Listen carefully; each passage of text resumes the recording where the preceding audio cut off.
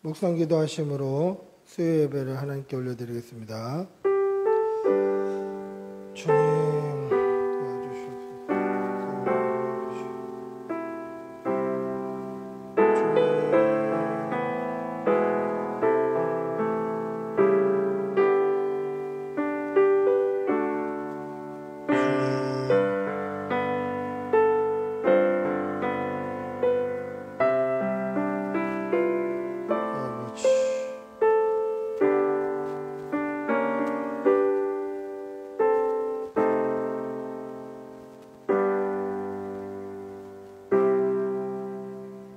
주님,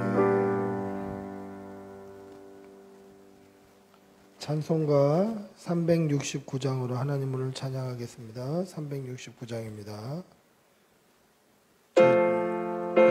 죄짐 맡은 우리 구주.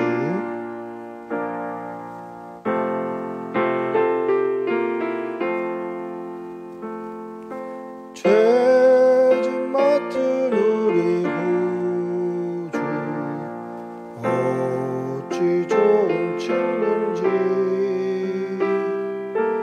걱정이 심무거운 짐 우리 주께 맡기세. 주께 고함 없는 노로 복을 얻지 못하네. 사람들이 어찌하여 아랠 줄을 모를까. 시험 걱정 모든 괴로움 없는 사람 누군가. 부질없이 낙심 말고 기도드려 아뢰세. 성실하신 친구 찾아볼 수 있을까. 우리 약함 아시오니 어찌 아니하리까. 근심 걱정 무거운 짐 아니 진짜 누군가. 피난처는 우리 예수, 주께 기도드리세. 세상 친구를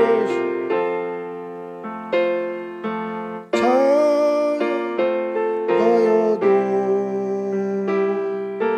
예수 품에 안기어서 참된 위로받겠네. 아멘. 아멘. 기도하겠습니다. 사랑이 많으신 아버지 하나님, 오늘도 주의 전에 나와 주의 말씀 앞에 서며 예배할 수 있게 해주신 은혜에 감사합니다. 하나님께서 주신 은혜가 너무 크고 감사의 제목이 많지만 우리의 지난 삶을 돌아보면 감사하고 그 은혜를 깨닫기보다는 때로는 불평하고 낙심했고 이 세상에서 힘들어했고 피곤해했음을 고백합니다.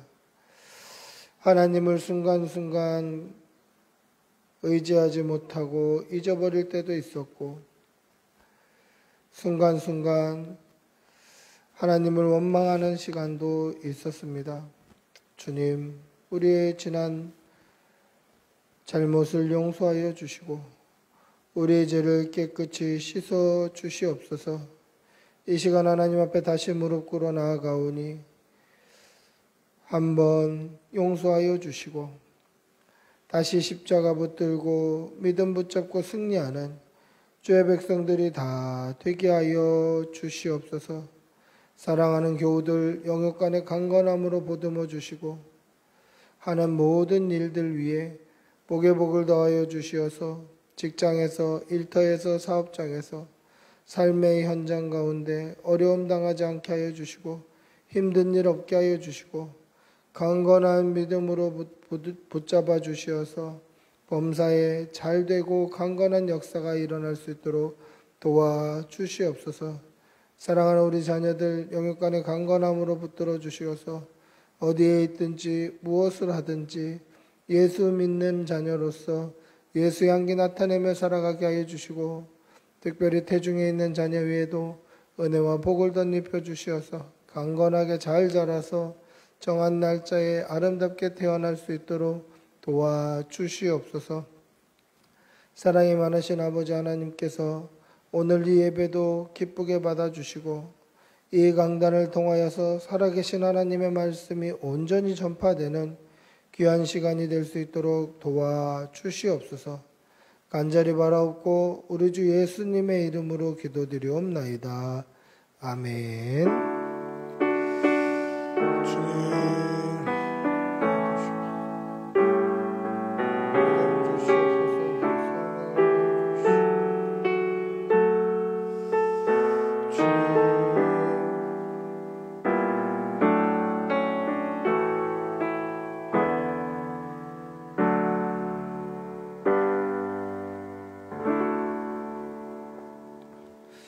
아멘.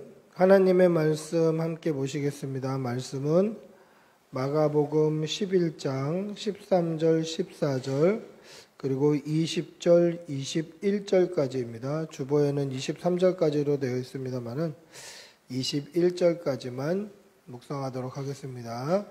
마가복음 11장 13절 14절 그리고 20절 21절입니다. 신약성경 74면에 있습니다. 신약성경 74페이지 마가복음 11장 13절 14절 그리고 20절 21절 이렇게 읽겠습니다. 한 목소리로 천천히 함께 읽겠습니다. 같이 읽습니다.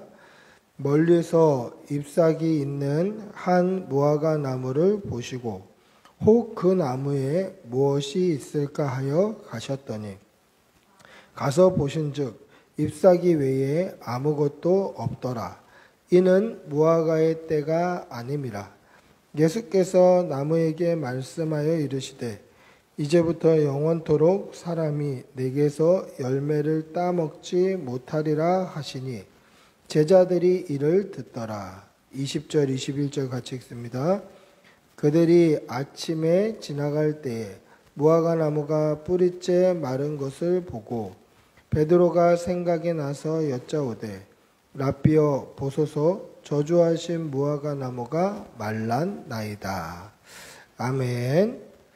오늘 무화과 나무가 말랐나이다 라는 제목으로 하나님의 말씀을 함께 나누고 묵상하고 또 은혜 받는 시간이 되었으면 좋겠습니다.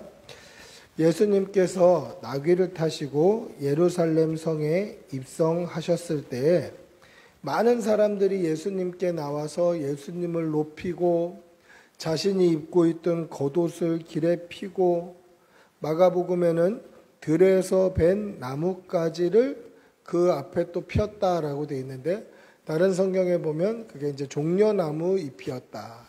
영광을 상징하는 그런 종려나무 잎을 그 위에 피고 예수님께서 가시는 그 길에 옷을 피고 종려나무 가지를 잘라서 피고 그렇게 피면서 호산나 찬송하리로다. 주의 이름으로 오시는 이여 찬송하리로다. 오는 우리 조상 다윗의 나라여 가장 높은 곳에서 호산나 호산나 하면서 예수님을 맞이했습니다.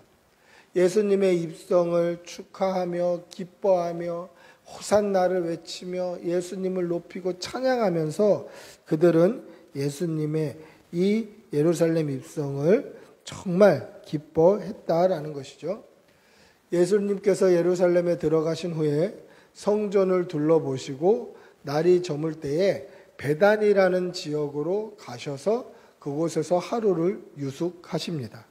이 베단이라는 지역은 제가 오늘도 한번 검색을 해봤는데요.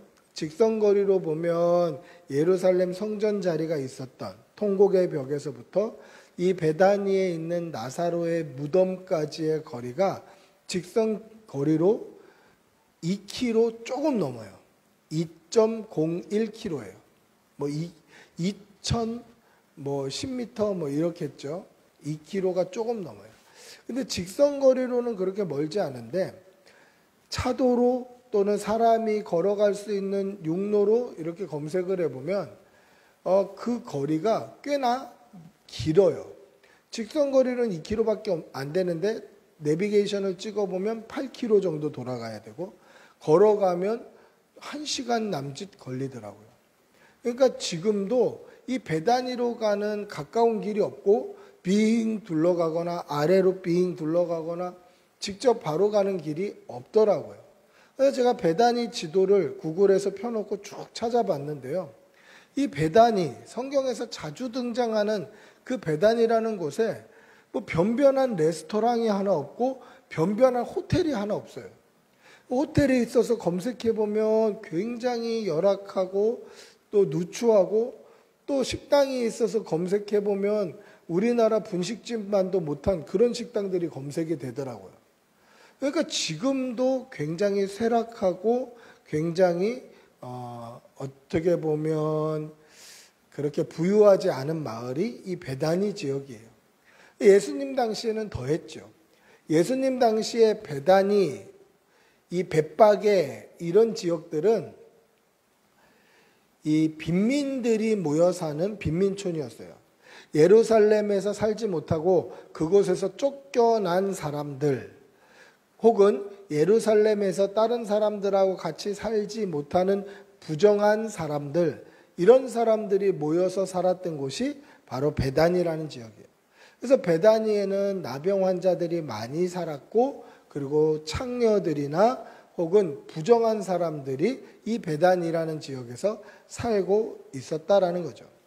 지금도 쇠락한 동네지만 예수님 당시에는 완전히 빈민가였다라는 것입니다.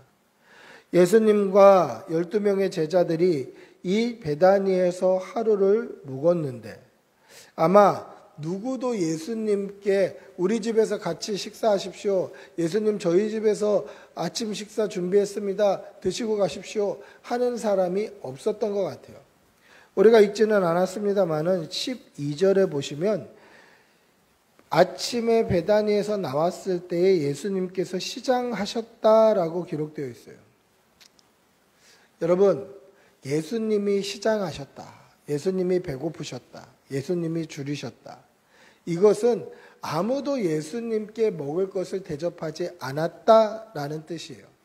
그런데 이 예수님이 시장하셨다라는 표현이 참 민망하기도 하고 죄송스럽기도 한 표현이에요. 그런데 형편과 상황은 이해가 되잖아요, 우리가. 형편과 상황은 이해가 돼요. 지금도 쇠락한 도시인데 예수님 당시에는 가난하고 굶주리고 부정하고 또 창기들이나 이 사람들과 어울려 살지 못하는 사람들이 모여서 살았던 이 빈민가, 이 나병 환자촌과 같았던 이 베다니, 이 지역에서 어떻게 보면 자기 집 연명하기도 어려운 그런 곳이에요. 그런 데에서 예수님 한 분만 오신 것도 아니고 12명의 제자들이 함께 동행하고 있는데 그들을 다 우리 집으로 초대해서 대접할 수 있는 그런 가정이 몇이나 되겠는가 하는 거죠. 예수님이 줄이셨다. 이 표현은 참 부끄럽고 민망한 표현이기는 합니다만은 베다니에 있는 사람들이 아무도 예수님께 식사 대접을 하지 않았다? 이게 이해는 되고 납득은 된다라는 거죠. 그런데 보세요.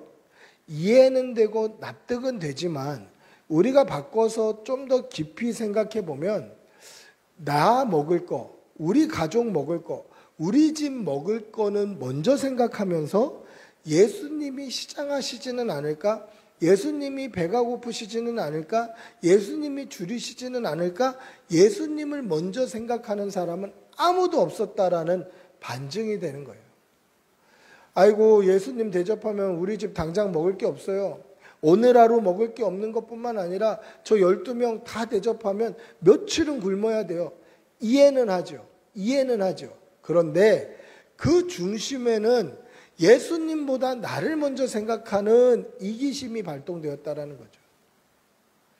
나 먹고 사는 게 더 먼저 눈에 와 닿은 거예요.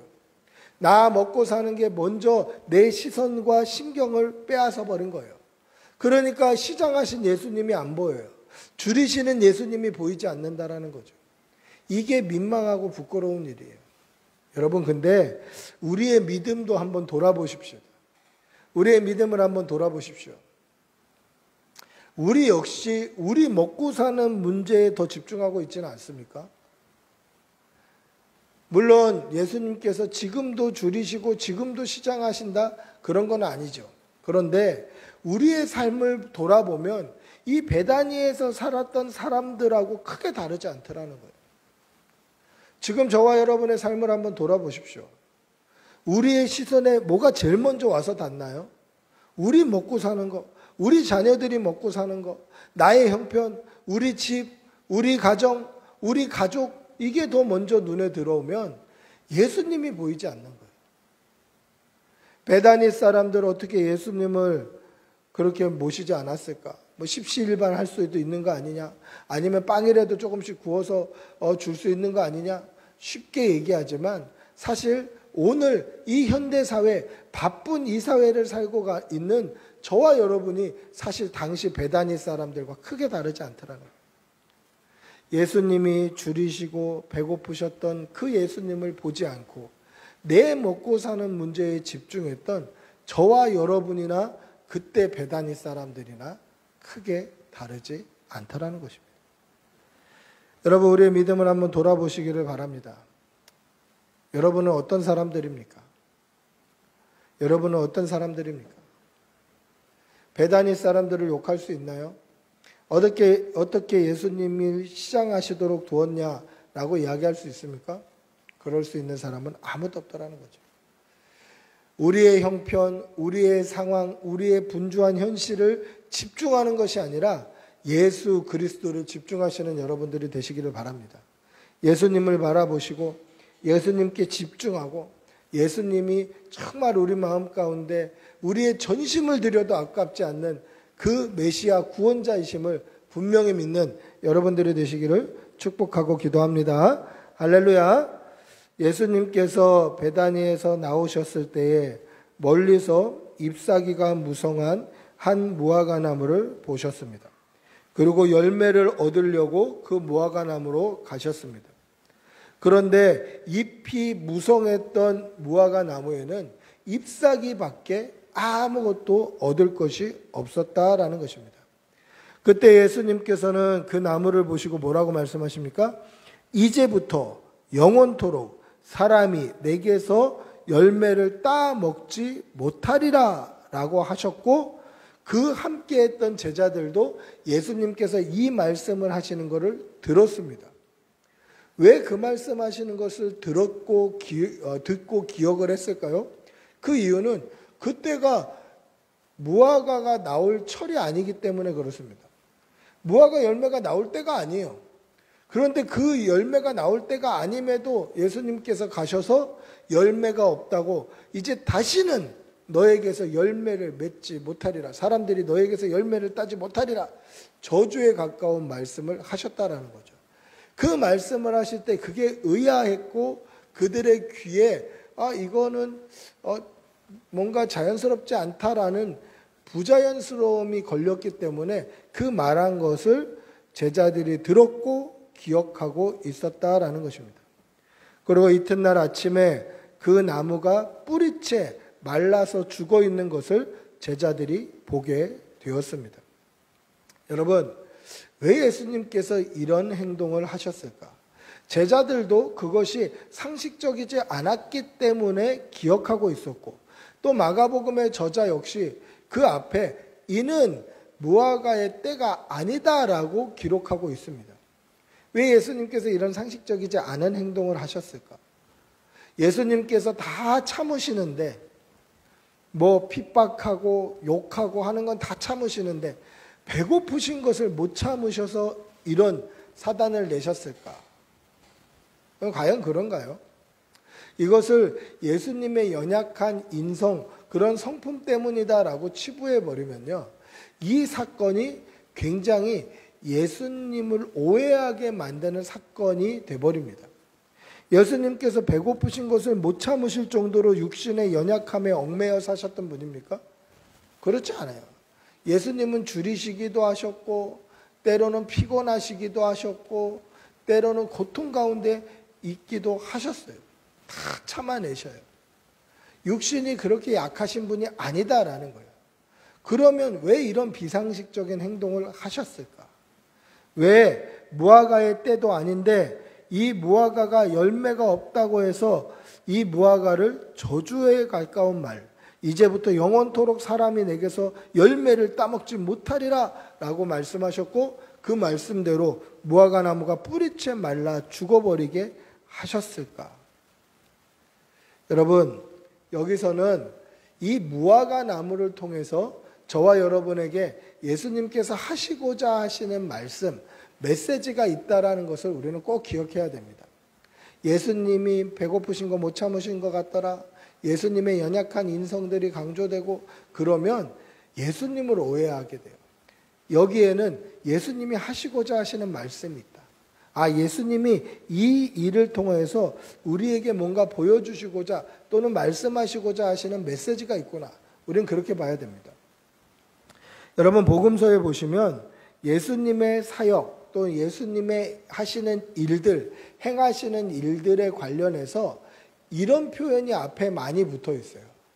성경에 기록된 대로, 또는 말씀대로, 또는 성경이 응하게 하시려, 이런 표현들이 앞에 등장을 해요. 여기서 말하는 성경은 무엇입니까? 구약 성경이죠. 예수님의 사역과 일하심은 대부분 구약 성경을 예수님께서 이 땅에 이루시고자 하셨던 일들이에요. 예수님께서는 구약의 약속하신 약속의 메시아이기 때문에 예수님이 하시는 일들은 구약 성경이 응하게 되는 거예요. 그래서 예수님이 하시는 일들 앞에 항상 성경의 말씀대로, 또는 그냥 말씀대로, 또는 성경에 응하게 함이라, 이런 표현들이 아주 종종 등장하는 이유예요. 예수님께서는 구약의 예수님을 향해서 예언되었던 그 모든 구약의 말씀을 성취하시는 분이기 때문에 그런 표현들이 등장하는 거죠. 따라서 예수님의 모든 사역의 방향성은 구약 성경과 짝을 이루고 있다는 것을 우리는 먼저 알아야 하는 것입니다. 구약 성경과 예수님이 하시는 모든 일은 아주 밀접한 연관이 있다. 그 밀접한 연관성을 가지고 오늘 이 본문, 예수님께서 무화과 나무를 말려 죽게 하신 이 사건을 보아야 하는 것입니다. 우리는 이 사건에 앞서 두 가지 질문을 해봐야 합니다. 첫째는 왜 예수님께서 때도 아닌 무화과 나무에서 열매를 얻으려고 하셨을까라는 질문입니다. 무화과 때가 아니에요. 잎은 무성하지만 무화과가 나올 시기가 아니에요. 그런데 예수님께서 그 무화과 나무에 열매가 없다고 저주와 같은 말을 하셨다라는 거죠. 왜 열매를 얻으려고 하셨을까?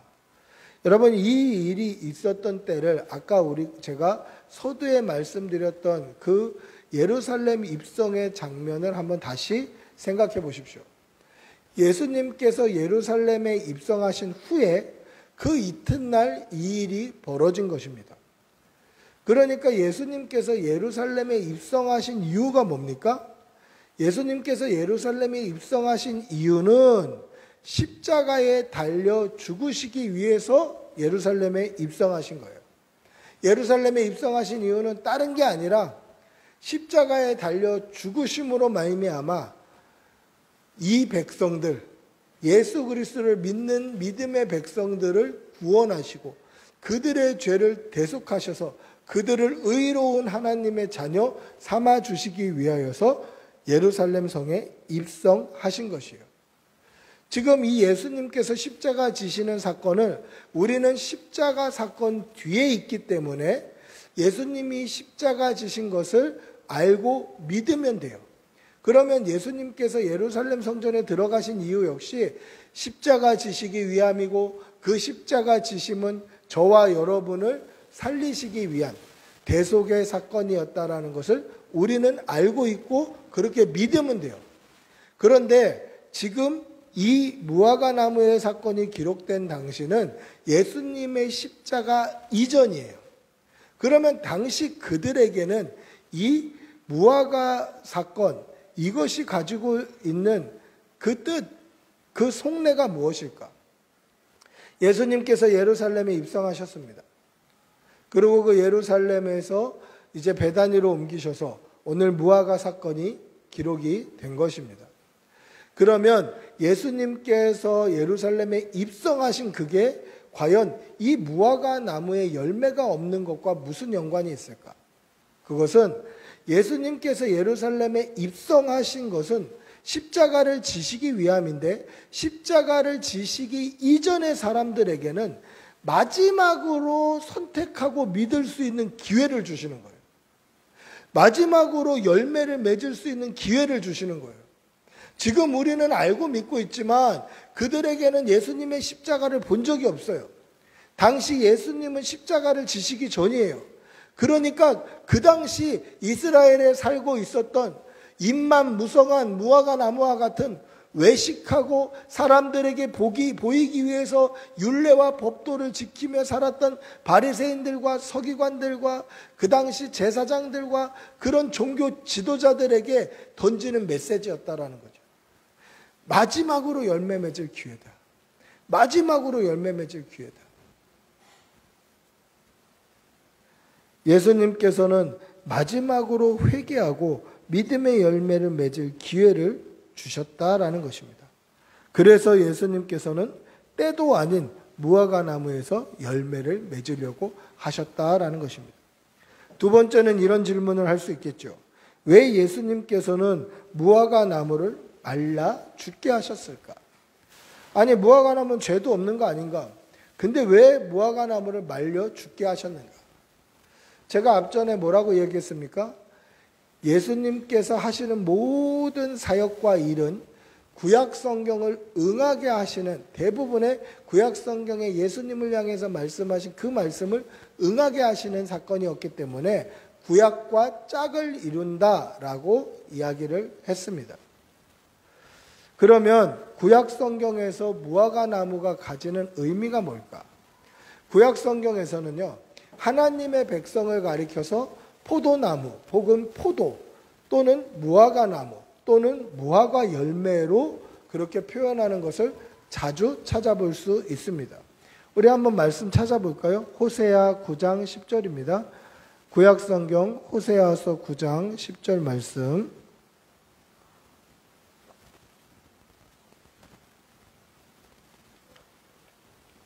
구약성경 호세아 9장 10절입니다. 같이 읽어보겠습니다.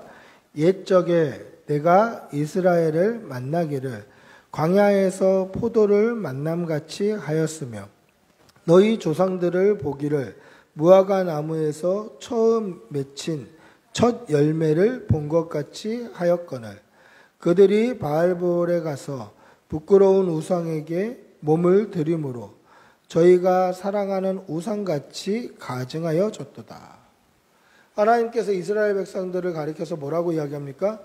옛적에 내가 이스라엘을 만나기를 광야에서 포도를 만난 것 같이 하였다. 이 말은 뭡니까? 광야, 아무것도 없는 곳에서 때로는 목마르고 때로는 춥고 굶주리는 그곳에서 포도를 만나면 얼마나 그것이 반갑고 기쁘겠습니까? 또 무화과 나무에 첫 열매가 맺혔다라는 것은 1년 동안 무화과 나무 열매를 먹고 싶다가 첫 열매가 딱 맺혔을 때 그 반가움과 기쁨. 그러니까 그렇게 하나님이 이스라엘 백성을 사랑하셨고 기뻐하셨고 그들을 너무너무 마음에 품고 계셨다라는 것을 표현하고 있는 내용이죠. 여기서 이스라엘 백성을 뭘로 비교하나요? 포도와 무화과로 비교하고 있다라는 것입니다. 반면 하나님의 언약을 파기한 하나님의 백성들에 향해서 심판을 이야기할 때도 무화과 나무를 쓰고 있는데 무화과 나무에 열매가 없었다라는 표현이나 무화과 나무가 말랐다라는 표현들을 쓰고 있어요. 우리 한 군데 더 찾아볼까요? 예레미야 8장 13절 말씀입니다. 예레미야 8장 13절. 예레미야 8장 13절 같이 읽어보겠습니다.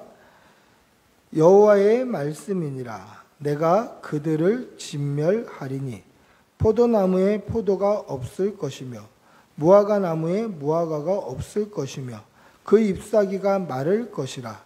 내가 그들에게 준 것이 없어지리라 하셨나니. 뭐라고 말씀합니까? 하나님의 심판과 저주를 뭐라고 표현하죠? 무화과 나무에 무화과가 없을 것이며 그 잎사귀가 마를 것이다. 즉 하나님의 심판을 하나님의 백성을 상징하는 무화과 나무를 비유해서 뭐라고 이야기합니까? 나무에 열매가 없고 그 잎사귀가 마른다. 이것이 심판이다라는 것이죠. 그러면 이 구약 성경의 이 내용을 가지고 오늘 예수님께서 열매 없는 무화과 나무를 말라 죽게 하신 일을 한번 생각해 보자는 거죠. 그게 무슨 뜻이겠습니까? 예수님께서 무화과 나무에 열매가 없고 그리고 무화과 나무가 말라 죽었다라는 것은 이스라엘 백성 가운데 믿지 않으면 심판이 있다라는 것을 분명히 말씀하고 있는 구절이다라는 것이죠. 앞의 말씀처럼 왜 예수님께서 열매 없는 무화과 나무에게 열매를 달라고 하셨습니까? 마지막 기회를 주는 거예요. 마지막 기회. 어느 편에 설 것인가? 예수님, 하나님의 독생자 그리스도를 죽이는 편에 설 것인가? 아니면 믿는 편에 설 것인가? 마지막 기회를 주는 것이고, 그리고 그 기회를 저버린 백성들이 결국 얻게 될 것은 무엇입니까? 심판이라는 거죠. 무화과 나무에 열매가 없고 그 뿌리부터 말라 죽게 되는 심판이 임하게 되는 것입니다. 즉 예수님께서 열매의 때가 아닌 무화과 나무에게 열매를 달라고 하신 이유가 뭡니까? 그것은 열매를 달라고 하시는 그분이 열매의 때를 결정하시는 분이기 때문에 그렇습니다. 그날은 도적같이 옵니다. 언제 우리에게 열매를 달라고 하실지 모른다라는 것이죠. 심판의 때가 언제 임할지 모릅니다. 제가 오늘 이렇게 설교하고 내일 아침에 또 새벽 설교로 여러분들과 만나게 될 텐데 오늘 밤에 설교하고 오늘 주님이 오시면 내일 아침에 새벽 설교는 없어요. 이 설교가 저의 인생의 마지막 설교가 될 수 있는 거예요. 그날은 도적같이 오는 거예요. 언제 올지 몰라요.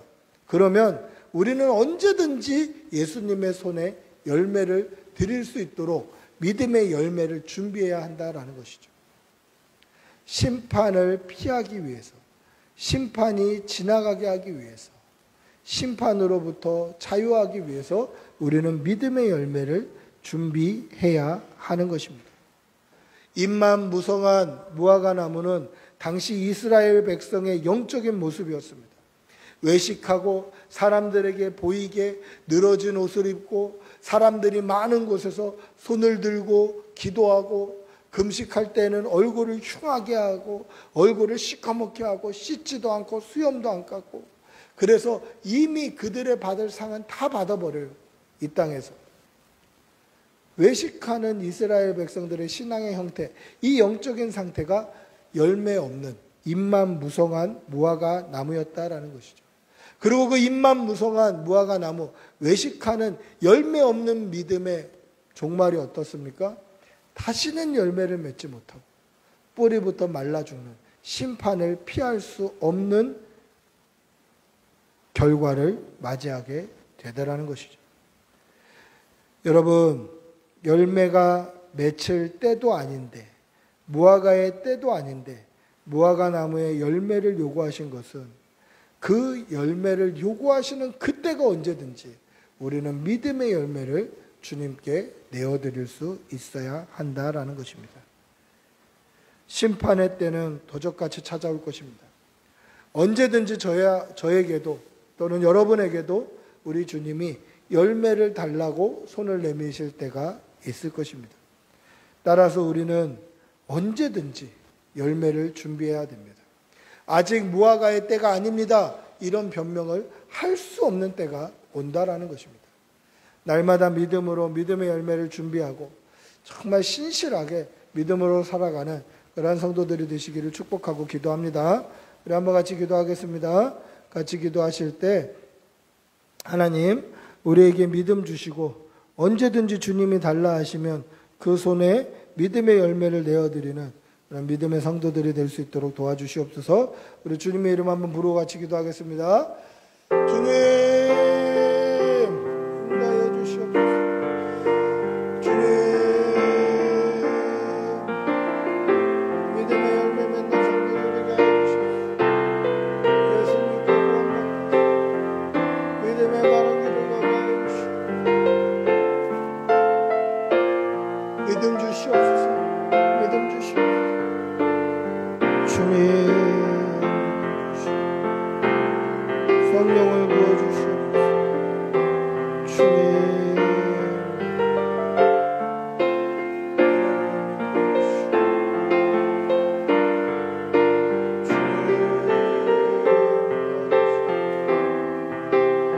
아버지 주님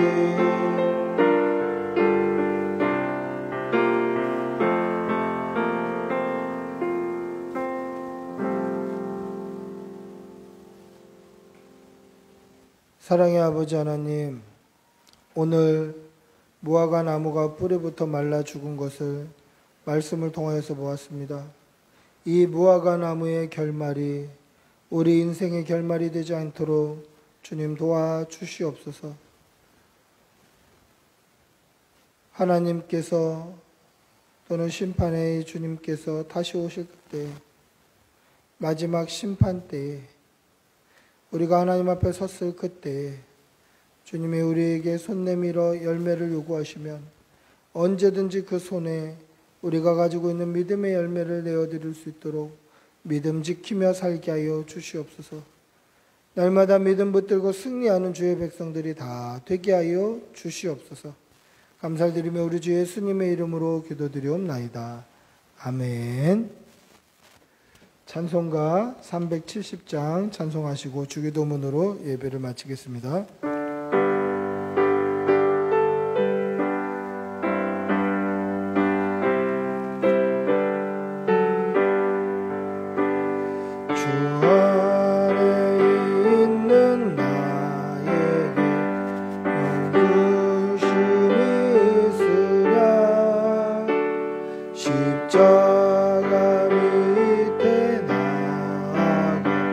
내 짐을 풀었네.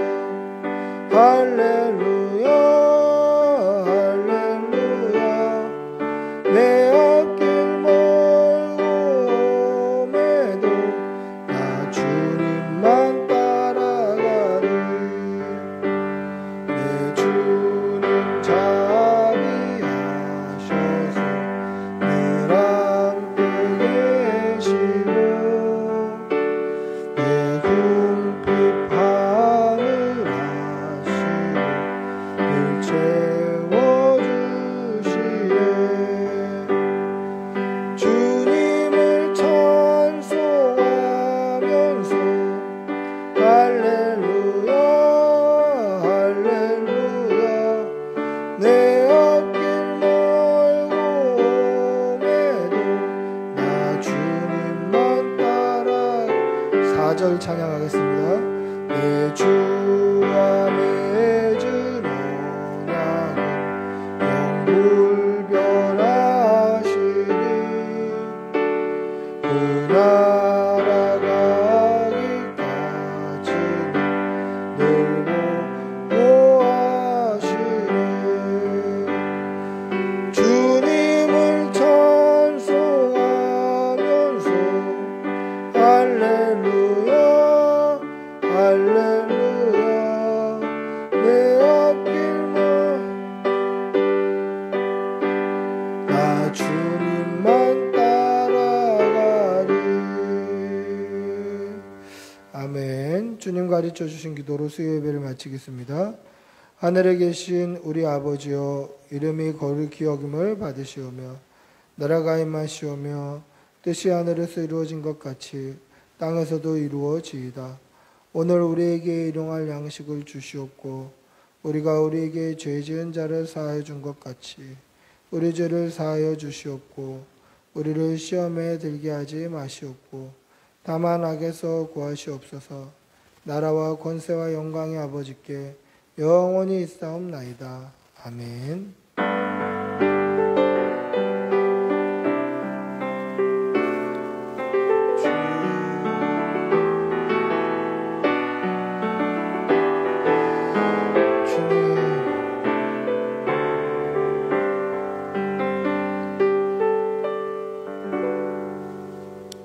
예배를 마쳤습니다.